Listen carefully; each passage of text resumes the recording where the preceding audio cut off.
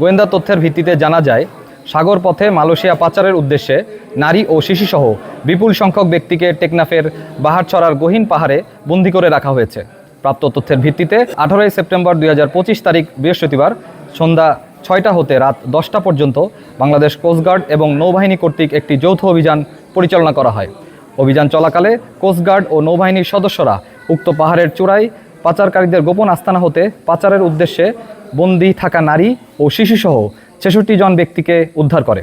উদ্ধারকারীদের জিজ্ঞাসাবাদে জানা যায়, কয়েকটি সংঘবদ্ধ পাচারকারী চক্র বিদেশে উচ্চ বেতনের চাকরি, সুবিধাজনক কর্মসংস্থান, উন্নত জীবনযাপনের স্বপ্ন, অল্প খরচে বিদেশ যাত্রা এবং বিনা অর্থে প্রেরণ করে পরবর্তীতে কর্মস্থলে কাজের মাধ্যমে খরচ পরিশোধের সুযোগের প্রলোভন দেখিয়ে টেকনাফ সহ দেশের বিভিন্ন এলাকা থেকে বাংলাদেশি ও রোহিঙ্গা নাগরিকদের মালয়েশিয়ায় গমনে উদ্বুদ্ধ করে টেকনাফের গহীন পাহাড়ে গোপন আস্তানায় জিম্মি করে রেখেছিল।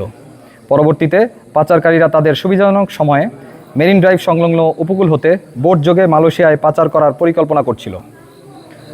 তারা আরও জানায় যে পাচারকারীরা তাদের আটকে রেখে নির্যাতনের মাধ্যমে মুক্তিপণ আদায় করার চেষ্টা করছিল। অভিযান চলাকালীন যৌথ বাহিনীর উপস্থিতি টের পেয়ে পাচারকারীরা পালিয়ে যাওয়ায় কাউকে আটক করা সম্ভব হয়নি। তাদের আটকের নিমিত্তে নৌবাহিনী ও কোস্টগার্ডের গোয়েন্দা নজরদারি ও অভিযান চলমান রয়েছে। মানব পাচার রোধে বাংলাদেশ নৌবাহিনী এবং কোস্টগার্ড এ ধরনের অভিযান ভবিষ্যতেও অব্যাহত রাখবে।